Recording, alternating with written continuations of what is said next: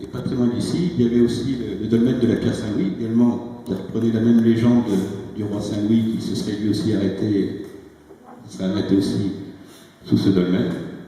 Et ce dolmen a été complètement détruit, il n'y a plus aucune trace. C'est très près d'ici également. Donc maintenant, nous sommes tout au sud du département et nous avons affaire à une pierre folle. Les pierres folles, les hommes qui ont vu ces mégalithes depuis des siècles se sont demandé comment elles pouvaient être là, comment elles pouvaient avoir été édifiées, et donc on leur prêtait souvent des vertus surnaturelles. Et donc on les appelait les pierres folles, et l'on considérait que la légende, que la pierre tournait 3 fois sur elle-même au 3e coup le soir de la messe de minuit.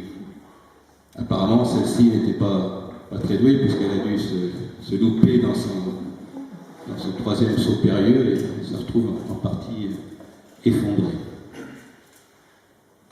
Alors, par contre, il y a une autre pierre folle qui a eu beaucoup plus de chance.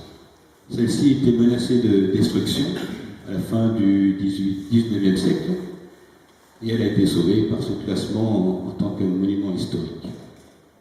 Et ce monument, en fait, il y en a 2, puisque sur la gauche, on voit un grand dolmen, qui en fait est une allée couverte, est une variante du dolmen, et par ici, sur la droite, un dolmen qui est qui est en très mauvais état, et qui, lui, est plus ancien, de 500 ans à peu près, par rapport à l'allée couverte. Donc en haut, vous voyez un plan de la disposition des monuments.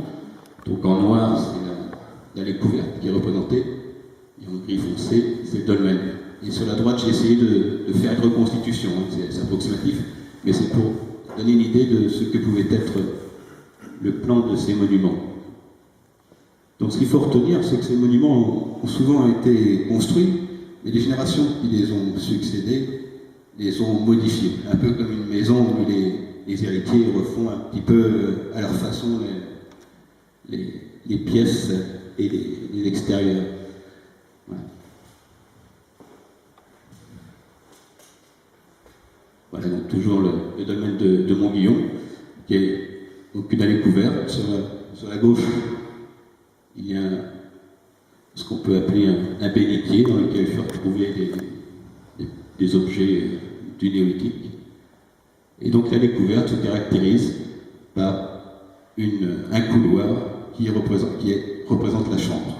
Les autres dolmens normaux, enfin, si on peut dire, les dolmens c'est une chambre à laquelle on accède par un couloir, tandis que l'allée couverte, c'est le couloir qui compose la chambre. Voilà. Et donc voilà, on a fait le tour des principaux mégalithes de notre département.